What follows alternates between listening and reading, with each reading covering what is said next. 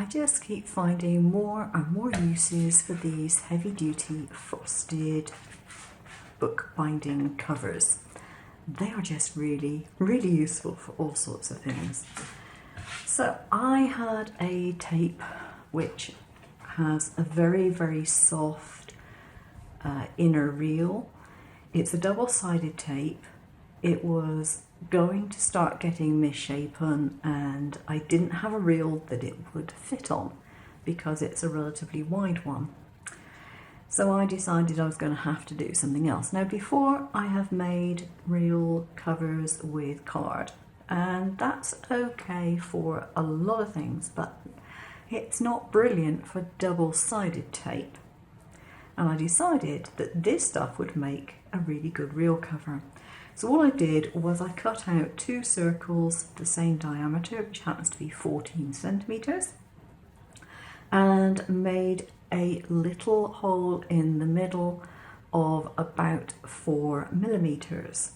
So you want 2 of these discs with a hole in each one. Measure the inner diameter of the circle, make it a fraction smaller than that so there is a little bit of wriggle room, and I cut out 3 pieces of relatively thin foam and stuck them together. Now you can see I have this piece which is just a straight strip which I cut. What I did was I cut a hole in one side. I used my crocodile punch to do that. Wrapped it around, marked where it needed to go on the other side, and then put another hole there. And I've used some of these big butterfly clips, I think they are, in order to put a clip through there. Didn't even bother punching a hole in the foam. I mean, you could cut a hole in it, but I didn't bother. It just punches right through. And then these particular ones are 2-piece ones. So you have a back piece, which is the round bit, and you have the head of it. Now you can use normal butterfly clips, you could use a decorative one, it doesn't make any difference. But the reason for using this is so that you can move it any way you like around there. And then when you have finished taking your tape off, you simply stick it onto there so you don't lose the end. If I had got a wider reel, I would have actually taken a pencil sharpener blade and managed to adhere it to the plastic, so I even have a cutter on it. But this one is so narrow that literally you can just tear this off with your fingertips. It's not a problem. So there we go, a tape dispenser that's going to keep my tape nice and safe and stop it from wrecking itself. Next one, these brushes, no matter where you buy them, whether they're classed as makeup brushes or art brushes, whatever, they're great for colour blending. As you may know from a previous video that I did, I don't have much in the way of ink pads. And I do my colour blending mostly with some paints which I've got. It was a set of 60 from Arteza, and they are gouache paints. Mix a little bit of glycerin in with those and you've got a really good range of colours to blend with. Now, if you're using these very often, then eventually you're going to want to actually clean them. And sometimes they can feel a little bit stiff. So the way to get around this is to wash them well in warm soapy water and then rinse them off really, really well. To make sure you get the softest of soft brushes afterwards, use a little bit of hair conditioner. Put it in the palm of your hand, work it in and rinse out as you would normally. Allow your brush to dry and you'll find you have a nice, soft, clean brush again.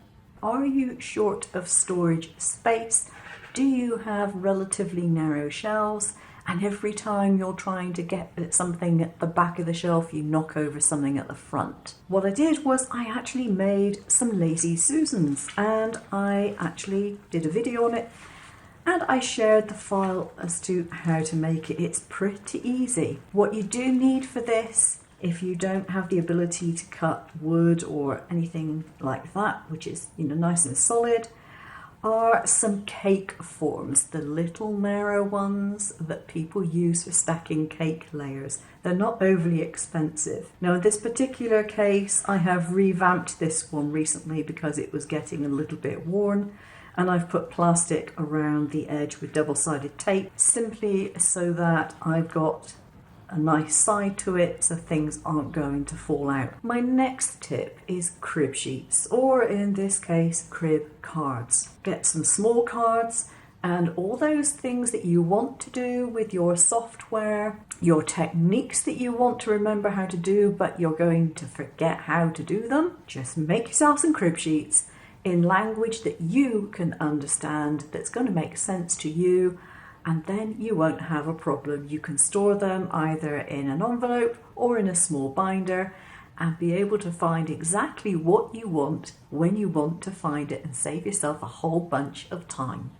Right, this is a tea light holder, but that's not what I use it for. It's in a right state because I've had it in my craft room for a long time. It's got some UV resin on the base from something or other. Not sure how that got on there. But I use it just to put in a little bit of plasticine. Now this stuff is sold in every single Chinese shop over here, children's toy shop, the whole lot. It's just a moldable but non-drying type of plasticine, and it's really, really handy stuff. But what I tend to use it for is putting it in there, and then if there's something that I want to dry or need an extra hand, I can stuff it in there and it will stay put. An extra pair of hands for your craft room. Lint-free cloths. This seems very, very stiff at the moment. This is sold in relatively large pieces for cleaning around the house. It's a fake chamois, basically. It's made of a foam that when it's dry goes hard. When it's wet, it goes as soft as could be. But the beauty of this, it's not going to leave any debris, any lint, any nasty little bits of fluff on anything. It doesn't have any to lose. It's really, really good. You can put it through the washing machine or the dishwasher to clean it, or just put it in the sink. It's up to you. But it's great stuff. It's cheap. You can cut it up into smaller pieces, and it's wonderful. You can use it to clean your mats if you put warm soapy water on it. You can use it with rubbing alcohol to clean surfaces or anything that you need to use alcohol for. It won't have any effect on it. It just takes it just fine. It's just really, really good to have a type of cloth in your craft room that doesn't leave any debris behind.